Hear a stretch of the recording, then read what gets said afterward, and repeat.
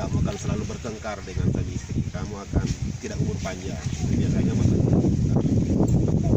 supaya tidak bertanya dengan tidak bersaing nanti. Nggak punya tangsis. Langsung 600 tahun sebelum Masehi masih di sini. Cuma dari cerita mistis juga ini banyak ada disebut saya tapi kalau dilihat dari sejarah ini dari Vietnam. Apanya tuh, Pak? Kongnya? Karanya ya. Oh, itu masih cor logam. Cor. Di Vietnam ada tapi lebih kecil, di Lombok juga ada tapi namanya kan moko bukan utara ya. Kalau ini besar dia. Oh, jadi memang apa? Istilahnya apa ya? Souvenir atau apa, Pak? Pemberian dari kerajaan sana. Satu ritual. Dari sana kita tidak tahu apakah itu hanya sebuah mekanisme berkomunikasi komando di atas kapal kan gitu. Atau bagaimana, tapi pada awalnya ini menjadi satu pelengkap ritual. Nah, di Selayar misalnya di 13 kerajaan kalau ingin dikumpulkan ini dipukul. Terus juga kalau dalam hal misalnya pesta panen ada penobatan raja ini juga dibunyikan. Jadi sudah nyambung antara menjadi alat simbol kekuasaan. Karena dulu ada setiap kerajaan itu dianggap sah kalau dia punya gaukang, ada semacam benda sakti yang dimiliki kerajaan itu. Nah, Bonto Bangun salah satunya itu. Ada yang misalnya pakai meriam emas, ada yang misalnya ada batu yang tiba-tiba dapat dari mana. Itu banyak versi. Tapi dari sisi misalnya dari kontroler Belanda yang di Selayar pernah berkuasa mencatat itu kepada fungsi-fungsi pemerintahan. Misalnya ingin mengumpulkan 13 kerajaan ini dipukul dari penobatan itu yang ini. Kita maklum lah karena mereka tidak terlalu percaya dengan ritual ini. Tapi dari sisi benda yang dikeramatkan misalnya mau disucikan dibersihkan ada prosedur ini sama dengan keris tombak dan lain-lain. Dan ini juga harus diperlakukan bukan sesuatu yang biasa. Di Jogja juga ada, Pak, ya? Setiap malam satu. Oh ya, di Solo, di Surakarta, di Jogja ada sama. Jadi Selayar memang ikatan dengan Majapahit itu sangat erat. Dalam negara Kertagama itu di Pupu 14, negara Kertagama kan Prapanca 1365. Pupu 14 sudah disebut Selayar masuk dalam kekuasaan wilayah Majapahit. Nah, dari penggalian di berbagai tempat di daratan Selayar itu banyak yang memiliki simbol-simbol Majapahit. Misalnya gelang yang model naga yang menjadi ciri khas Bayangkara dari Majapahit. Terus kedua lambang Surya Majapahit di Meriam Cetbang ada di Selayar. Cuma kita belum bisa pastikan apakah Gajah Mada atau Panglima Nala yang mampir di sini kita tidak tahu. Karena dari ketika perang Bubat ini berakhir, merasa Gajah Mada merasa disingkirkan, dia akan menyingkir ke timur. Dari peninggalan ini bukti-bukti yang berkaitan dengan Gajah Mada sangat banyak. Dan juga nama-nama tempat, misalnya kayak di Bali, di Lombok, di Sumbawa, di Dompu kan banyak kampung namanya Sangiang. Ini kan nama Majapahit. Di Selayar ada Sangiang tempat pemandian, ada juga pemakaman tua Sangiang Taruna, itu nama-nama khas Majapahit semua. Dan di Australia ada David Bulbeck itu dia melakukan penggalian di Selayar ditemukan arca Dewa Siwa. Itu sama yang ditemukan di Terulan, ibu kota Majapahit. Cuma di sini agak kasar. Tapi dari bentuknya disebut dengan Nganjuk style karena itu katanya diproduksi di Nganjuk. Tapi karena agak kasar sehingga David Bulbeck ini yang dengan Ian Kenwell ini menyimpulkan bahwa ini diproduksi lokal Selayar, mungkin untuk distribusi. Tidak perlu ke Jawa untuk mencari arca, untuk pembahan. Dan banyak lagi lain. Dari sisi arkeologi juga di keramik yang tertua sekarang ada di Balai Purbakala Makassar. Keramik tertua di Sulsel itu di Dinas Pisung, sudah di Selayar dengan bumi. Bakal secara radiokarbon itu pemeriksaan tanah, struktur tanah tertua di Sulsel itu Selayar. Jadi sangat misterius juga dari mana Gajah Mada sampai 1365 dia sampai Selayar ya ini banyak yang harus dilakukan kajian. Cuma kan kita bukan sejarawan, hanya membaca hasil kajiannya orang lain. Nah, misalnya dari Mengkudu kelapa. Jadi era kelapa ini Selayar ini digelari dengan era Green Gold. Ini kan sebelum kelapa sawit ditemukan. Ekspor Selayar itu yang kopra Selayar yang mewarnai perdagangan Eropa. Makanya kayak kenapa di Selayar satu-satunya ada rumah residen yang sama dengan rumah jabatan bupati hanya Selayar.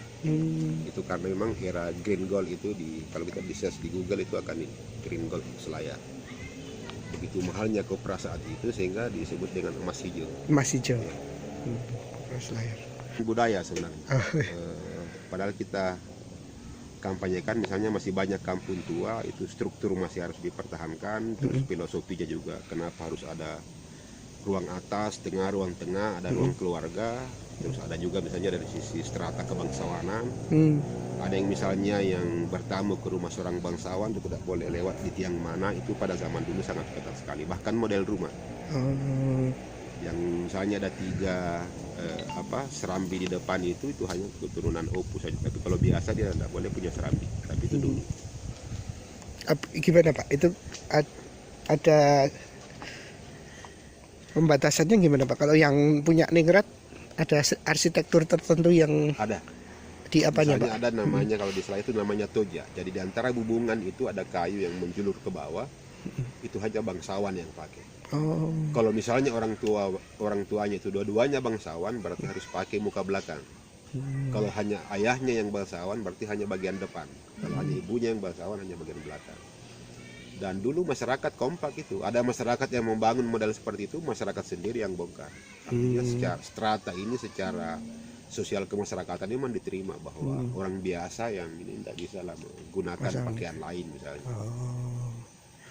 Iya. Ya, kalau terkait dengan itu Pak, tadi pola sirkulasi di dalam ruangnya tadi harus melewati mana Pak kalau yang masuk ruang ke rumah itu di samping rumah induk biasanya ada serambi kiri kanan. Iya, yang di luar. Kalau bukan dari jenis bangsawan dia hanya bisa duduk di serambi. Oh, misalnya ada gitu. pertemuan antar Nggak boleh keluarga, di misalnya pernikahan. Ada iring-iringan pihak laki-laki yang bisa duduk di ruang tengah yang hanya keturunan bangsawan. Tapi pengiring yang lain harus duduk di luar belakang, itunya. Tapi dulu orang melaksanakannya dengan senang hati karena ini memang menerima aturan itu. Tapi sekarang kan sudah tidak ada lagi. Siapapun kalau dia pemerintah istilahnya adat syara, artinya pemimpin adat, apakah itu adat syara misalnya kayak Pak Imam, Katib dan lain-lain itu harus duduk di depan lepas daripada strata sosialnya. Tapi dari si jabatan pemerintahan dia berhak duduk di depan. Kalau dulu itu yang tidak berhak duduk di depan kasih berdiri itu. Berdiri, kamu tidak ada hakmu itu duduk. Dan kan sekarang tidak lagi Pak, ini sudah modern kita Pak. Sudah pakai HP Android. Ya apa Pak? Filosofi ini saya kira tidak ada karena ini lebih kepada ketersediaan bahan baku dari alam. Selayar sendiri pernah mengekspor mengkudu banyak ke berbagai daerah termasuk ke Bali. Bali juga waktu itu tekstilnya maju 1600-an 1700-an. Itu pewarna dan paling tahan lama. Jadi dari mengkudu dengan ada tigi-tigi bijinya kecil, biasanya merah, biasanya hitam, itu pewarna itu. Jadi bukan ada kalau merah menandakan apa, simbol apa, hitam apa. Referensi yang saya baca belum ada yang berbicara masalah warna ini, kecuali bahwa memang dari ketersediaan alam ini. Selain bahan kayu ada bahan logam-logam yang dipakai di itu Pak? Kalau di rumah bangsawan dulu biasanya ada, tapi ini tidak umum. Biasanya ada 3 hal yang ditanam jadi di samping hasil pertanian pada zaman bangsawan dulu. Tapi itu di pulau, bukan di daratan utama. Karena mereka ini budaya maritim. Jadi di rumah dengan di kapal itu ada emas, bahwa rezeki yang punya rumah ini akan berkilau. Terus ada padi, gabah yang ditumbuk, bahwa rezekinya ini akan dari sisi sandang pangan akan lengkap. Dan yang ketiga ada kayu diberi rata, ada kayu hitam. Kayu hitam itu akan usia panjang, rumah ini akan tahan lama. Kalau dia dipasang di perahu ini tidak akan tenggelam sebelum kembali ke tempat di mana dibuat. Jadi ada 3 benda itu. Biasanya kalau di kapal dipasang di lunas, di tiang besar. Nah, itu yang namanya sandro, dia baca itu, dia simpan. Kalau di rumah ya itu mataguri tadi. Mataguri semacam mahaguru dalam hal pertukangan, tapi lebih kepada kekuatan mistis yang dia miliki atau apa spiritnya kah, saya tidak tahu lah bagaimana membahasakan. Ya. Kalau kayak bentuk atapnya seperti itu tuh ada filosofinya juga nggak ya Pak? Kenapa ke samping tidak di depan gitu? Kalau di depan itu bangsawan. Jadi ini memang di kita Selayar satu. Dulu kan Selayar kalau bukan ilalang, daun apa ini yang di dekat tumbuh dekat sungai atau daun kelapa direndam di laut dibikin atap. Jadi memang rata-rata rumah ini secara teknis saja, secara pertukangan, bahwa dia harus dibikin semiring mungkin supaya air ketika hujan itu cepat ini, jadi tidak terlalu rendah. Nanti ini ketika datang musim ganteng dengan musim seng baru sedikit ini. Tapi dari sisi filosofi atap saya kira tidak ada sejauh yang saya tahu. Cuma biasanya di tapi itu, tapi adalah kayu depan itu. Tapi ya. Yang ini. Pada awalnya itu di tapi ini memang ada spirit. Jadi pada awalnya orang-orang Selayar hanya menggunakan bambu saja dua bilah dibelah dua, tapi lama-lama ketika kayu digunakan, mereka mulailah menggunakan model. Sejauh yang kita telusuri bahwa ada yang pelaut dari Selayar, dia sampai ke Jawa, dia pulang, dia sudah bawa mitos-mitos dari Jawa. Misalnya di Arabon Kematian ini ada model jaka tingkir. Dan jaka tingkir berkelahi dengan buaya, tapi sudah pakai topi petani. Di atas itu artinya dengan harapan bahwa semangat keberanian itu ada pada tuan rumah. Ada juga kampung di Bitombang itu dia angkat dari legenda, ada beberapa tapi itu dengan dua orang naik kuda sepasang kekasih melarikan diri ke kampung itu, konon itulah yang mendirikan kampung. Tapi itu lebih kepada cerita-cerita. Ada juga misalnya model ayam jantan, ini yang umum di Selayar, bahwa ini di lambang keberanian dan lain-lain. Tapi dari sisi depan, serambi depan itu biasanya ditentukan oleh strata sosial. Kalau ini gitu kan tapinya cuma kotak gitu ya Pak ya? Itu ada maknanya juga nggak Pak? Ini sudah dirombak, ini sudah tidak, ini sudah. Yang asli di sini nih, yang sebelah kanan. Nanti bisa sebelum kita pulang kita bisa mampir sedikit, itu masih ornamentik. Berarti nggak ada maknanya ya Pak? Kalau dari situ hanya dari serambi depan yang apakah 3 susun. Kalau orang biasa maksimal 1 susun atau tidak ada sama sekali. Yang bisa 2 atau 3 susun itu hanya bangsawan. Sehingga tangganya kadang panjang. Yang tadi itu Pak yang melarikan diri ke Bitombang itu ceritanya gimana Pak? Saya agak tertarik. Konon katanya ada sepasang kekasih yang tidak direstui oleh keluarganya. Tapi kemudian mereka naik kuda melarikan diri sampai kampung itu, sehingga ada beberapa itu mulai dituangkan dalam tapi itu Tapinya ada itu. laki perempuan yang naik kuda. Tapi kalau Bitombang ditelusuri itu sempalan dari Gantarang yang masih tertua. Masjid tertua. Ya, jadi ketika Datuk Ribandan datang, dia sangat keras dengan pengajaran Islam. Datuk Ribandang ini sesuai dari catatan literatur Kutai Kartanegara dan juga dari Gersik bahwa dia diutus oleh Sunan Giri untuk ke Sulawesi. Ada 3 datuk dari Minangkabau. Datuk Ribandan, Datuk Patiman dengan Datuk Ditiro. Datuk Ribandan yang ke Selayar. Nah, ketika dia keras dengan penerapan syariat ketika pengislaman di Selayar 1603, beberapa yang masyarakat dulu yang beternak babi itu tidak menerima. Sehingga mereka menyingkir, membangunlah kampung Bitombang. Bitombang itu dari kata bitambang, artinya mengikat. Dulu di sanalah babi diikat. Ketika mereka meninggalkan Gantarang, karena ketika Datuk Ribandang ini keras bahwa yang haram harus minum arak harus berhenti, babi harus disingkirkan, mereka menghindar, tidak langsung ini menerima. Dan membawa babi mereka, sehingga ketika diikat di sana disebutlah dengan bitambang, kemudian menjadi Bitombang. Bitambang itu artinya tempat mengikat dari babi itu. Sampai kemudian mereka menerima dan akhirnya ya mereka juga memeluk Islam. Ini sambil jalan Pak. Oke, silakan. Ya. Nah, kalau untuk kampung-kampung lainnya Pak, ada mulai pertama di Bitombang dulu atau mana dulu Pak yang paling? Kalau sesuai dengan kajian arkeologi ini, Selayar ini dimulai dari pesisir timur. Ya. Ya, makanya yang kayak misalnya sarkofagus, dolmen kita bisa temukan di banyak gua-gua di pesisir timur. Itu juga diteliti oleh banyak peneliti dari tengkorak dengan gigi. Jadi memang gigi-gigi mereka lebih kecil karena makan kerang-kerangan. Itu di pesisir timur. Tapi sebenarnya yang membuat mereka menyingkir ke bukit itu nanti pada zaman bajak laut. Itu mungkin 1820 30 ketika yang bajak laut dari Maluku itu dari Pulau Seram menggunakan kora-kora. Nah, sehingga mereka menghindar ke gunung, membuat rumah di gunung, sehingga pesisir timur di Selayar ini mulai dikosongkan. Kalau kora-kora itu apa, Pak? Kapal itu? Kora-kora kapal yang biasanya banyak pendayung kiri kanan. Ini yang mengejar biasanya kapal-kapal VOC dulu. Oh gitu. Tapi kan penyebutan bajak laut hanya karena mereka tidak memiliki pas jalan. Kan dulu kan pelayaran rempah-rempah ini diatur oleh Belanda VOC. Ya. Siapa yang tidak memiliki ini berarti dia pirates, ini harus dikejar bea bajak laut. Mereka pejuang sebenarnya banyak dari Sultan Nuku. Kalau sultannya di sini apa, Pak? Apanya itu, Pak? Rajanya namanya Raja Selayar. Di sini ada 13 kerajaan di Selayar. Kalau di Bontobangun ini ada banyak, ada Mas Sairan de Mangata. Ini sekarang Pak Andi Arman.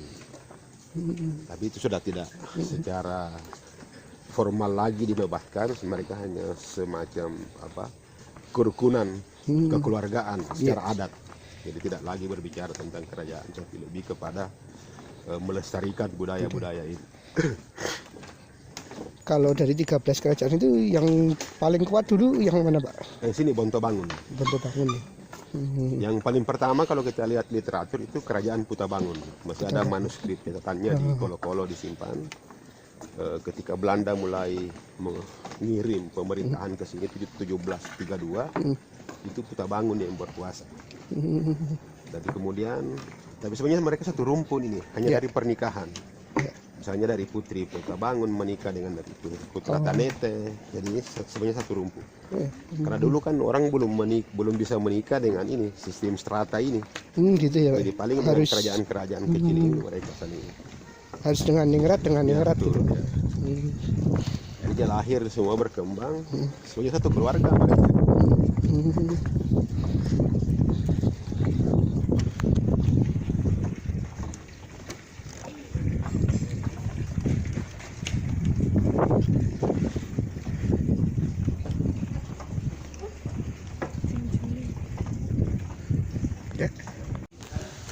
Di Selayar itu dari 3 porsi ini, satu ini yang bagian atas rumah itu disebut dengan tangga rumah. Tangga rumah dalam bahasa lokal artinya sesuatu yang diandalkan oleh tuan rumah.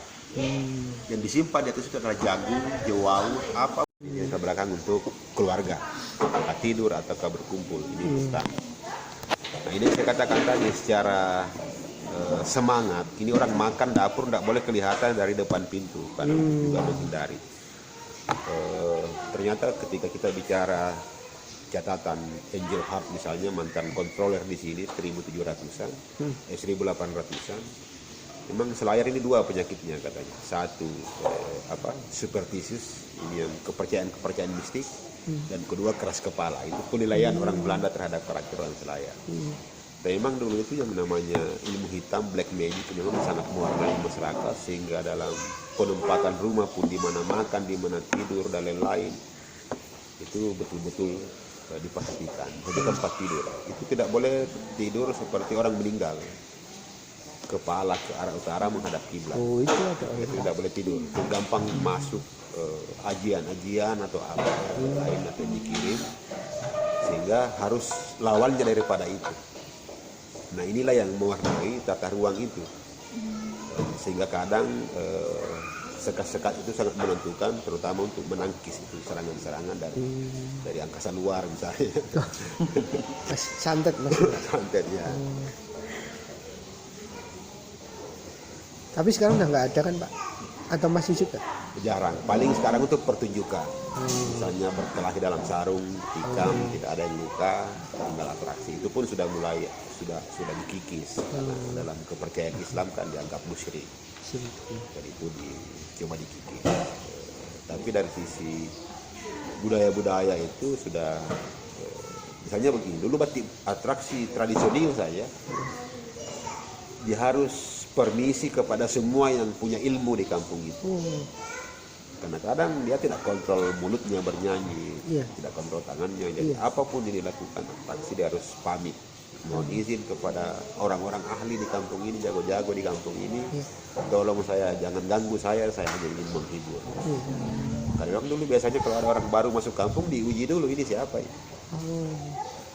Dulu di Bitombang itu, di depan dekat gerbang itu ada batu besar. Batu besar yang mungkin sebesar ini ditumpuk. Ketika memasuki Bitombang itu, kepala harus dibenturkan di situ. Wush. Oh, gitu Pak. Filosofinya apa? Satu, bahwa ketika kamu punya niat, makanya Bitombang itu kan kampung pertahanan, hanya 2 jalan keluar, masuk dengan keluar di ujung. Tidak ada tebing kiri kanan, tebing, tidak bisa kamu menyerang. Iya. Di pintu gerbang itu disimpan batu, di samping untuk batu pertahanan. Ketika ada serangan dari bawah itu digulirkan itu batu, bisa menghalangi orang masuk. Dan secara spiritual dulu ada kepala sudah dibenturkan dalam artian, kalau kau masuk kampung ini, hilangkan semua niat jahat kamu. Bahkan mereka percaya kalau tidak dibenturkan itu kau akan ada apa-apa nanti dapat. Tapi itu dulu. Sekarang sudah digulingkan itu batu ketika Muhammadiyah datang, ada hormat itu. Tapi ketika Belanda ke sana datang, mereka curiga di batu ini ada sesuatu. Misalnya sinar apakah kayak batu Himalaya dulu yang katanya disimpan tempat tidur, ada menyerap, ada melakukan detoksifikasi tubuh ini, misalnya energi negatif akan penyakit terserah. Makanya yang peneliti Belanda itu hanya mengatakan the magic stone. Magic stone. Karena dulu itu di Bitombang orang percaya yang batu-batu yang penyangga tiang gitu, itu sama jenis batunya. Dan orang Bitombang rata-rata di atas 100 tahun. Umurnya Pak. Apakah ketika tidur terjadi detoksifikasi atau seperti apa, itu tidak tahu, atau dibuktikan secara ilmiah. Sampai peneliti Belanda sendiri hanya mengatakan itu the magic stone. Bahwa pemilihan tempat membuat rumah di sana. Kenapa dia membuat rumah di sana? Padahal banyak tempat datar, orang gila ke atas itu. Tapi sepertinya ada sesuatu di batu, apakah apa istilahnya? Bioskalar yang ada sesuatu energi yang keluar dipancarkan batu, revitalisasi tubuh mungkin yang ini, sehingga orang-orang Bitombang rata-rata berusia panjang. Makanya disebut Bitombang itu tanah penuh berkah juga karena usia panjang. Nah, peneliti Belanda ini menyimpulkan karena ketika ke sana dia tidak bawa peralatannya, kayaknya ada sesuatu pada batu itu. Tapi karena dia tidak bawa alat, dia menyebutkan sebagai the magic stone, magic system. Apa ini di depannya tertulis kampung Bitombang? Nah, Menolak Islam apa? ya di Gantarang juga, kan mereka dari Gantarang gitu. Sambung jadi. Dia dari Gantarang, dia tidak terima ajarannya Daturi Bandang, dia menghindar ke sini. Dia bawa babinya. Di sana diikat babinya, ditambang tempat mengikat babi. Ditambang lama-lama menjadi Bitombang. Tambah. Oh ya. Kalau tadi dilihat itu sama.